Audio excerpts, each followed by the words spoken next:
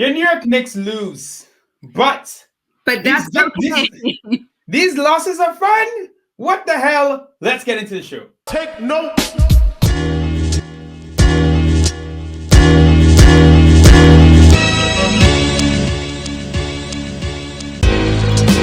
Big Beach. We're here. My man, Alan, it's different this time. What's up, guys? What's up, guys? Terry and Trey back. Another post game. Knicks lose today to the Clippers, but they give them a battle. 129-113 in the Garden. Sunday matinee game. I was going crazy. Everyone in my building. Hold on. What are your thoughts? Hold on. Shout out to Craig. Craig, we're here taping while we have lost. I just want to know we're taping. We're here. Oh. All good. Craig in the comments, right? We lose. We tape. Listen, as I said before, anyone who thinks we only tape when the Knicks win, we're a Knicks channel. We haven't won a lot, so we wouldn't be a channel if you only taped. When they won, we do not win tonight, but it is an incredible effort. I think you can only be happy with this. What are your initial thoughts, kind of like in the post game? My initial thoughts are that the first half of the game was great. We did everything correct. We did everything right. The energy was good. I enjoyed the first half of the game. It was fun. And I felt that they kept up with the Clippers completely fine. And this is where it comes to that 48-minute game, right? Because what I'm seeing happening from the Knicks in the last few games is we're playing the 24-minute game, right? Which is we're playing a really good, strong first half. And so we're like the first half team. We got that first half down. Now we got to figure out how to play like that in the third quarter and play that in the fourth quarter, because what happens in the third quarter, as we all know, is that's when that other team comes out and makes that push, that third quarter push, right? And I think about, when people are running a marathon and everyone's running at the same level, and then when they get down to the last 5 miles, that's when those elite players, like the elite teams, like the Clippers, take that extra push and they take the game to another level. And we're not there yet. And I don't expect us to be there yet, because we're now becoming a decent team and a good team that we can actually watch playing basketball. So I'm fine with our progress as of right now. And that's why I'm actually kind of happy with this game, even though the ending score does not look like what the actual game represented for the most part.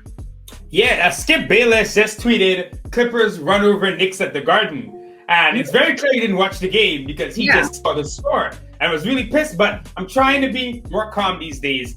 When it comes to the Knicks, though, the only reason I kind of said about the first half and in general, our 3-point defense today was absolutely atrocious. They shot 45% from three. You are never going to win a game in the league if an elite team like the Clippers are just nailing threes. So Tibbs has to get into them on the defense, because we were slacking badly there today. Right. Now, even though that was how today's game went, the Clippers are, I think, one of the number one 3-point scoring teams in the league. And we actually are one of the number one defensive against 3-pointers. So I think today I think they were just that much better of a team than us, and we weren't able to handle them. But typically we have been doing pretty well there. Just want to note that. Yeah. Well, here's the funny thing about that, because there's a lot of debate. We have been a pretty good 3-point defensive team, but we've been allowing a ridiculously high percentage of open 3-pointers. So the statisticians in the NBA the last couple of weeks, they've been kind of looking at things, and it doesn't make sense. What it looks like more like the Knicks are kind of lucky, because they're giving up way more open threes than other teams, but they're not hitting it. Now, I would push back on us being lucky. I think maybe a little bit of luck, because the number of open threes we're giving up do not correlate to how much the teams have been missing. And a lot of times that happens early in the season, and it looks like your defense is good, but it turns out they're not good. It was just bad luck to start. What I think it is overall is that our effort level, right? Whether it's in the paint, whether it's just picking up guys all 94 feet, we are giving so much effort. We're playing so physical that I think even some of these open threes guys are getting, maybe they're thinking about it too much, or we're closing out well on shooters. So it's I think there's other things going on there. I think we need to see the season go on longer before we really see. It's very clear just off the bat that we are a much better defensive team. Tibbs is getting a lot of these guys. Yeah. And one guy, I was screaming in this building. I couldn't believe it. I couldn't believe it. I tweeted out some expletives, guys. I'm sorry, but I literally said sorry for cursing, but what the? Because when he hit one of those tweets, yeah, and I just gotta say he at this point. You know who it is? right. The IQ, the Godson. That's his Twitter handle. He's something special, and like we've been excited about Quickley, seeing how he's been developing, talking about it. He's beginning to look like not he's gonna be a good point guard for us. This is what superstar point guards look like as rookies. It's crazy. It's crazy. This is what they look like. This is what Steph Curry and Damian Lillard looked like when they were just into the league. I've been kind of thinking, maybe he's not going to be a main guy for us to be a good player. He almost looks like he could be the actual best player on the team in the superstar. So you and I spoke privately about the fact that Immanuel Quickley actually is playing. We said like the likes of LeBron James, like the likes. No, I never said LeBron. I never said LeBron. You didn't. I did. Fine. I wouldn't say LeBron. I'll take that. But what I mean. Okay, so I said LeBron. We said Steph Curry. But he, like you said, he's playing at this. Here's what the conversation actually was. I was saying to you, do you think that he's already played too well? Like almost like has he already reached his cap, right? Because he's in his first year playing as though he's in his second or third year. He's like he seems like he's kind of maturing to that level. So I was wondering, like, oh shoot, are we gonna see like, is this gonna be it? And then he's not gonna get any better. But you had mentioned no, he's playing like some of these guys that end up being. I mean, at this point, he absolutely is the steal of the draft, right? He's the rookie of the year. No, wait. This is the thing. This is no joke, no cap. I am not even kidding. Right now, Immanuel Quickley is doing what the kind of guys who are kind of in the running, Tyrese Halliburton, LaMelo Ball a little bit. He's doing what they're doing in 10 less minutes per game. Immanuel Quickley is averaging. I want to get this up because I want to get this side up right now. Let me give me a second. Give me a second. I gotta find it. Averaging like 1 point per minute. He's averaging. Okay, here's the thing. He's playing 19. Not 1 point per minute. That would be insane. He's playing 19 minutes per game, and he's averaging 12.4 points in 19 minutes. That is insane. Just to give you an example, and obviously it doesn't work like this, but if you double 19 minutes a game, it's about 38, which is kind of what Tibbs plays his starters. RJ and Randle are kind of up there in the mid to high 30s. He would be scoring 25 points per game as a rookie point guard. You know how many point guards in the league are averaging 25 points per game? A few. At this point, I tweeted this out as well. I said, forget starter. IQ is looking like the 15th best point guard in the league. Like, it's looking already, like, what he's doing, it's I don't want to be too crazy, have too much hyperbole about this guy, but you're watching veterans come up to him and being like, yo, son, you're killing it.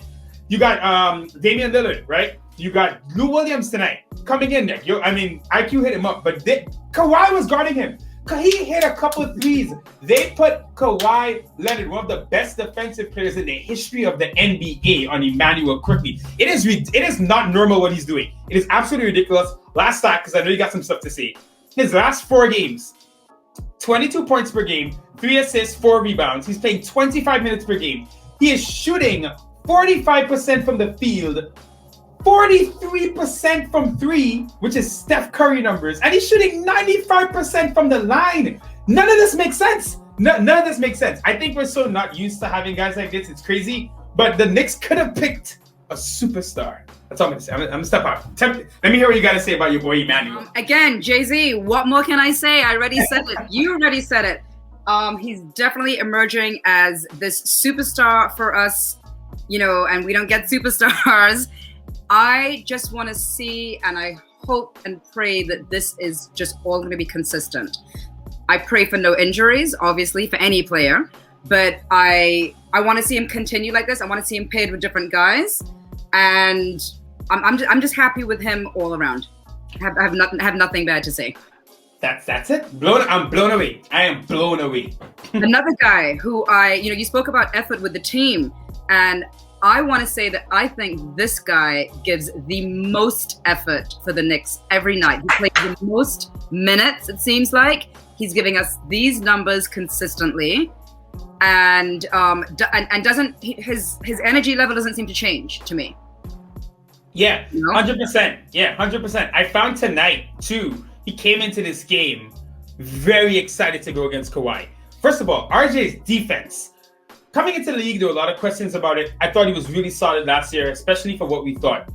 But this year, it's taken another level forward.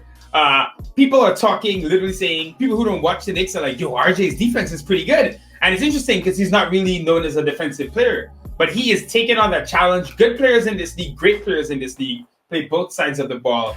And RJ Bout is doing that. He took it to Kawhi tonight. He defended Kawhi well. Kawhi had a little play where he kind of bullied him. But you could see they were kind of into it. Like both RJ and Randle, I felt, against Kawhi and PG, and a little bit of Marcus Morris. I think they wanted to show Mook, hey, uncle. You saw last year, we're better, uncle. I think they wanted to show it a little bit. I thought RJ tonight, again, going up against two of the elite players in the league and showing that he belongs. He's been doing it consistently.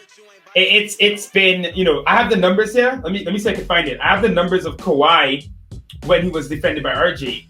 No, I don't. I don't have those numbers. I thought I did. But regardless, it was probably pretty good. RJ just did really well tonight. I love him taking the game to these guys. We talk about him as potentially our leader. Yeah. And he's been showing it. Well, let's talk about the next guy you just mentioned, Julius Randle, giving us 27 points tonight, 5 assists and 12 rebounds. And you just spoke about those three guys playing it with Kawhi, and kind of what I felt is that they were kind of bullying them back, showing them that they were also strong, big, tough guys too. Remember, that was the game that we saw, and we saw these guys up close, and we were like, oh, damn, like, rough game. And that's how the Clippers are. They're like that nasty, almost kind of street thug kind of like team, but like tough. And good. And I love that. And I think that our guys kind of didn't give them a run for their money quite, but they were stepping up to them. They were stepping up to them, and they were letting them know that they couldn't just walk in and bully them. Yeah. Well, I think that's been the core tenet of this team kind of all season long. You know what I mean? Not getting bullied, fighting back, pushing back. Even if we're getting beat, we're forcing it. I thought Randle, again, still showing everything he's been showing all season. Remember, guys, hashtag Julius Randle All-Star. Make sure you get your votes in. We've been voting like crazy on Twitter. Yesterday, the votes counted double, so I went ham. We need to make sure that this guy, it's going to be tough. I've been looking through the All-Star rosters with all the new guys coming to the East and the guys who've done better, like Jason Tatum, Jaylen Brown. You know what I mean? It's going to be really hard for Randle to make it, but keep voting for him. I think he needs to see the love of the city. Again, he's doing it every night. He's doing it every night, and it's so much fun to see teams almost surprised at how well we play them every game.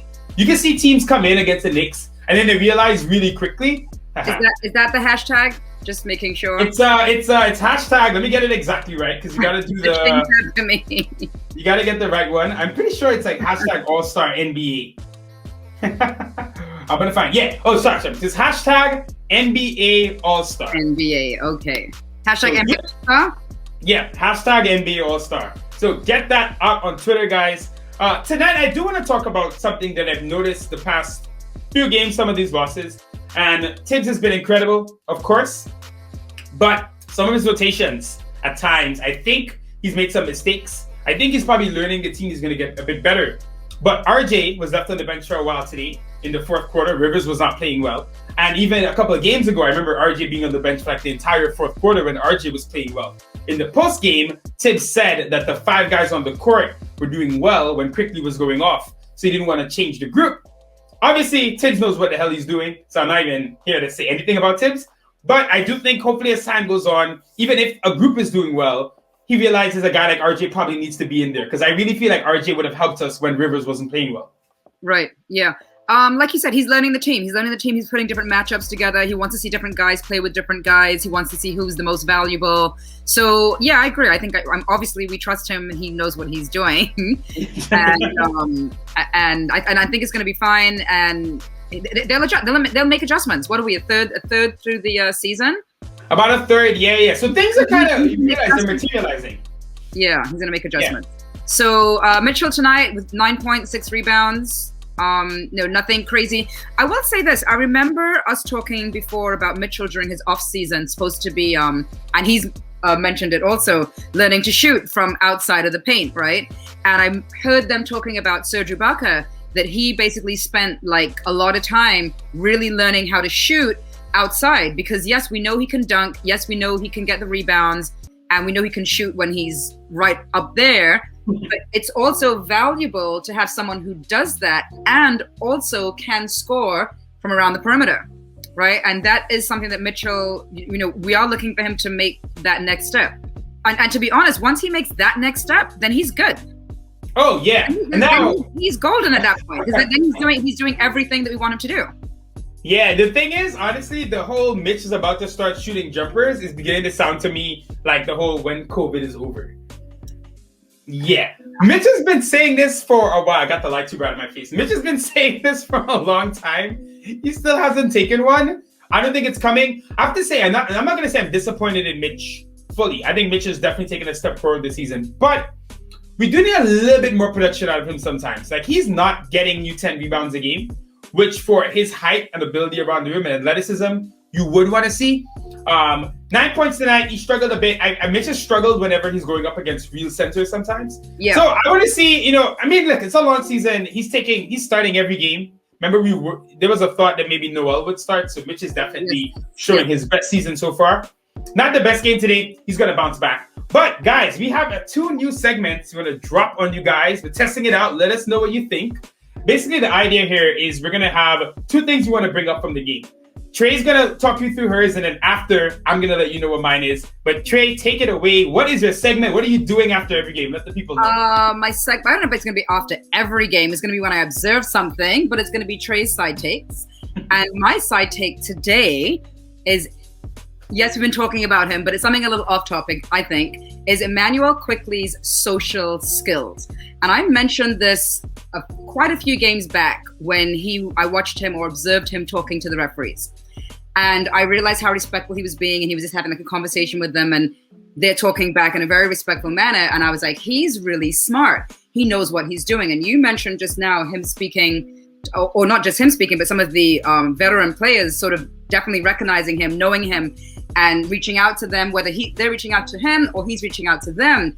They're having this conversation. And what I'm seeing is that he's basically gaining respect around the league from everyone, from fellow players and from the refs. And by doing that, he also knows how to make those foul calls, right? So what he's doing is he's setting himself up so that when he gets a foul call, first of all, he'll get them because the refs are going to be like, oh, that's that kid. They know who he is. They know he plays. They know his style of play. They know he's real respectful. And so that kind of guy, I feel like, will get the more favorable foul call in their favor, right? In addition, the other players are also going to have that respect for him as well. So it's a respect thing that's going to go both ways, right?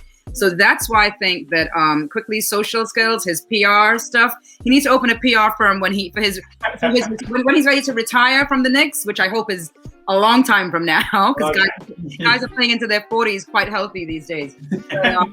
He definitely has that skill. I have been observing it from day one, and I saw it tonight again, or to this afternoon again, and that's my take for today. All right, excellent first segment. It will be after every game, guys. Don't listen to her. So, I love what you said. You're right. IQ, he's been doing it. He's been talking to people. It is a vet move, and it's gaining him respect. And that's the kind of guy, I'm telling you, players around the league are going to be like, I want to go play with that dude. He passes the ball. He hits threes. I like that guy. I'm a free agent. Yo, Emmanuel, remember that time you spoke on the court? I'm coming through. All right. So all right, Gary, tell me about your segment. What's the name of your segment, and what are you going to talk about today? So here is my segment, guys. It's called What They Talking About. And the idea here is I love being on Reddit and Twitter and seeing what other people say about the Knicks, because we're in our own hive mind. We're talking to each other all day long on Twitter, Knicks fans. You know what it's like. And we have sometimes, warped views on players. We don't know how they look to other people. So, in life, it's good sometimes to ask other people, people outside what they think. So we're doing that. I think it's always fun to look at because you can either get validated or you can have people completely thinking your opinion is garbage. So on the Clippers Reddit, here are some of the comments. I have 3 comments today I want to bring up. And it's great because people don't really respect the Knicks because of our past 20 years. So no one really watches us. So every game we play, at least now that we're kind of okay, fans are coming in like, oh, it's the Knicks, whatever, we'll kill them. And then halfway through the game, they're like, oh, they're kind of good. By the end of the game, it's totally different. So here are the 3 comments from today. First one says, this core is fun to watch. Hopefully quickly develops into a number 1 option. This is a Clippers fan, people. Okay. That's the first one. The second one, bro, Quickley is so damn annoying with all caps. I love it. I love it. I love it. Love I it. love it. I love it. And the third one, this was after the game. Make no mistake, this was a solid win versus a Knicks team that has been playing pretty darn well this season. So maybe that guy watched this. But We that's got what. some respect on our name. There it is. That's Finally. what finally, right? So we're gonna keep this going, guys. Let us know if you like it. We're gonna do it anyway. We're gonna do it until you hate it. Maybe we'll stop. But tomorrow, let's talk about tomorrow real quick. Knicks, this season feels like it's just game after game. It does. And Yeah. Talking about the season, we as the Knicks have not had any COVID related illnesses, but no one's had to sit out. So because of that, we've actually been playing quite a lot of games, a lot more than a lot of the other teams in the league. I think the Nets and maybe the Clippers actually are neck and neck, or one more game than us. But we are playing 3 to 4 games a week. So we do have a pretty strenuous schedule. And we're flying out tonight before the snowstorm so we can get to Chicago. And then we have back-to-back Bulls games. So that's Tom Thibodeau's old town, old stomping ground. So yeah. I'm sure he wants to go back there and prove, that he's done some good work over here with the Knicks. So I know. That should be good. I think it'll be an interesting game. I want to win this one. We're better than the Bulls. So if we play with the right effort, the effort we've seen against good teams, we should beat the Bulls next month. Well, we're in February. We'll be in February tomorrow. Tomorrow will be in February. Yeah. If you guys look at the schedule, there is a nice chunk of very easy games. I can now say easy games because the Knicks aren't that bad anymore. So I think we've actually had the second hardest schedule in the NBA so far for everyone out there. I think Memphis has had the hardest schedule, but we have played the most good teams out of any team in the league so far. So the fact that we've been able to go through this whole period, beat a lot of good teams that we probably shouldn't beat. We beat the Jazz, who are incredible right now. We beat the Bucks. We've hung in there with a lot of good teams. We have a stretch coming up where it's going to be a lot easier. And you're looking at the Knicks and how the season's unfolding. We could get off on a good run of games. You hope it happens. Obviously, every game in the NBA is a toss-up. But the team is trending in the right direction. And I'll say this. If Tibbs doesn't decide to start quickly until that stretch against easier teams, then I can probably look back on this whole period and say Tibbs really knocked it off the park. He quickly grow the right way and then hit it at the right time. So we'll see. But Gotcha. Yeah, okay. Potentially some wins coming. That is it. We are done. All right, guys. I know it's weird to be so positive after a loss because now I think we're 9-12. So we're falling a little bit under 500, but this was a great team. We can't expect it's the Clippers. They're going to the Western Finals or something. So we'll see. Yeah. We'll see. Yeah. All right, guys. Peace.